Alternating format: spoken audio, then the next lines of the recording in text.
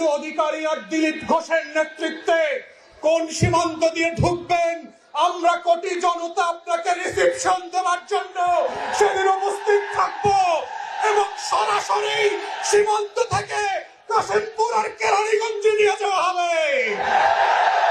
যারা বোধ করছেন 24-এর গণ অভ্যুত্থানে যারা বুক চেতিয়ে রক্ত দিয়ে বুলেটকে সামনে রেখে শত বাধা উপেক্ষা করে বাংলাদেশকে শুধু আওয়ামী ফ্যাসিবাদ না দিল্লির আধিপত্যবাদ থেকে মুক্ত করেছে, তাদেরকে এনডিটিভিতে আর রয়টার্সে রাতের আধারে ইমেইলে সাক্ষাৎকার দিয়ে বাংলাদেশের মানুষকে ভয় দেখাবেন, সেই ভয়ের রাজ্যে আমরা বাস করি না।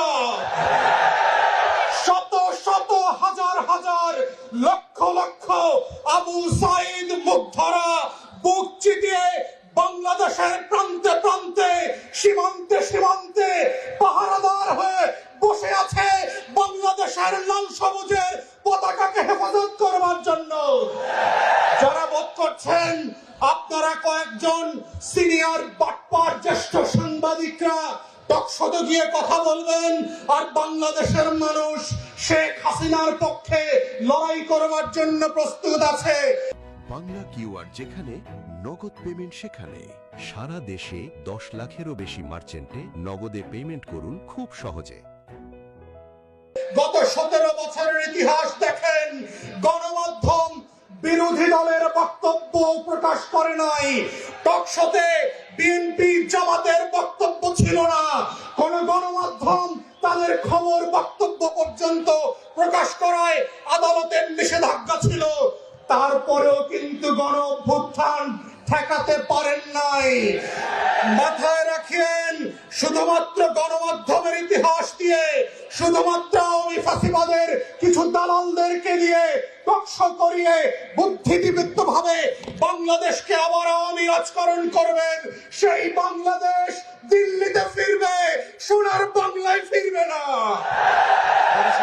অতএব আমাদের বক্তব্য খুব পরিষ্কার।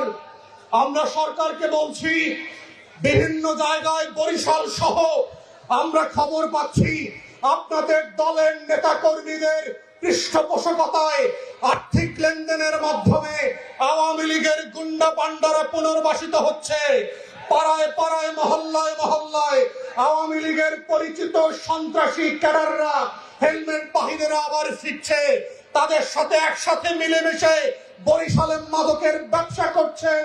আমরা কিন্তু সবকিছু জানি। প্রশাসনকে বলছি, সরকারকে বলছি, আওয়ামী লীগকে পুনর্বাসনের ইতিহাস ভালো হয় নাই। আপনার বাবার ইতিহাস থেকে শেখেন, আপনার মায়ের ইতিহাস থেকে শেখেন, ওয়ালিদের ইতিহাস থেকে শেখেন।